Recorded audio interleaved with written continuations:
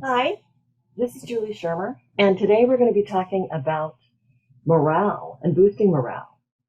Our objectives today is to summarize the mechanisms of personal morale and esprit de corps, which is group morale, talk about why it matters, and focus on options to improve your personal and organizational group morale. So here are some of the definitions. Morale being the personal state of mind, and the esprit de corps being that flow, that spirit of enthusiasm that you experience when you're working with a really productive group.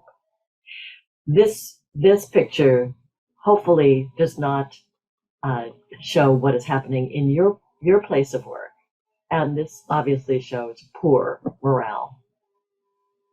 The impact of COVID has really been significant upon morale. This is from a Gallup poll, and this is global statistics showing that work satisfaction and belief that organization was making a difference significantly dropped in the first 2 years of the pandemic, and that the increase in struggling with overall well-being was not that significant, but still is really high.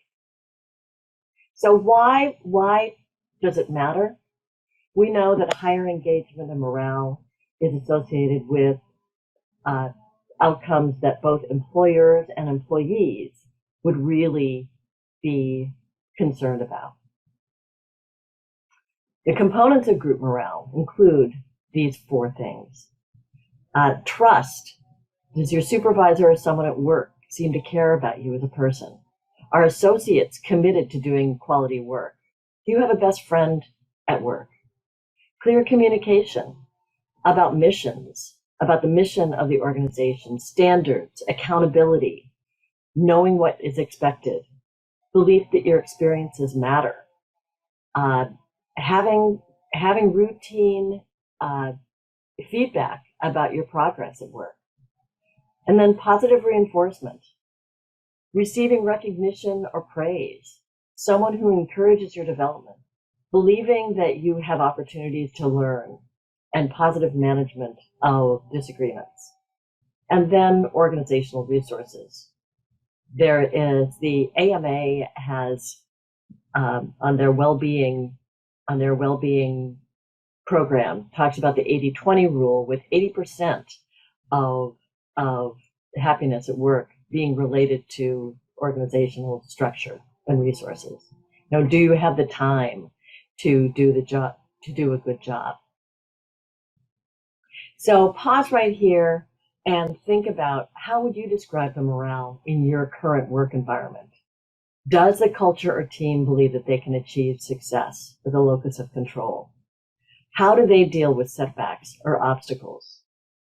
And we're going to be talking about locus of control in the next slide. So these are the three components of personal morale, which greatly affect group morale. So emotional intelligence is something that Daniel Goleman first introduced in the 1990s, describing the ability to rein in your emotional impulses, to read another's innermost feelings, to handle relationships smoothly, which leads to social intelligence and group morale. The locus of control being on kind of a Likert scale of internal or external focus, which is the degree to which you feel your happiness and life success are based on internal or external factors. Internal locus of control is associated with higher self-efficacy, or the belief that you can change the things to improve your health. And then the cumulative degree of stressors affect personal morale. Here's the book, which I really encourage all of you to investigate more, where Daniel describes the emotional versus the rational mind, the neurophysiology of both, and outcomes of emotional intelligence training. So a brief description of the neurophysiology. The limbic system is that center area of the brain. And this describes when a neutral stimuli is picked up by the eyes, slowly travels through the neocortex to the visual cortex, and then to the thalamus, which relays information to the amygdala, hippocampus, and the rest of the body. In contrast, this shows where a threat is picked up and basically bypasses that neocortex and goes straight to the amygdala, straight to the limbic system, and floods the rest of the brain and the nervous system, causing a fear response, fight, flight, or freeze. And here are the areas of the building blocks of emotional intelligence, going from left to right. You may want to stop here and actually take a picture of this and assess later on how you're doing in all of these things.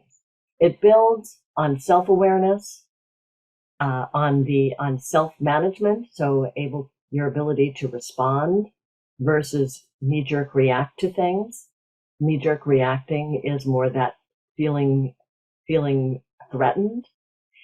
Then builds and leads to social awareness, so understanding others, social signals, going and then feeding into relationship management, learning skills for healthy assertiveness, walking your talk, learning conflict resolution skills, etc. And here are options that our department took to boost morale. This has been ongoing in family medicine. The opt-in affinity groups were started during COVID.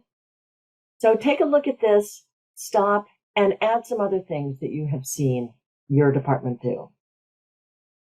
And then finally, what is your plan to improve your morale, both group and individual? What are things that you will start doing today to improve your morale or stop doing? And the same thing, start or stop doing to improve another person's morale in your group, a coworker, a team, or group. So in summary, this is what we covered today. And I hope that you take away a plan and that you dive deeper into the resources that are provided on the next two slides. Thank you.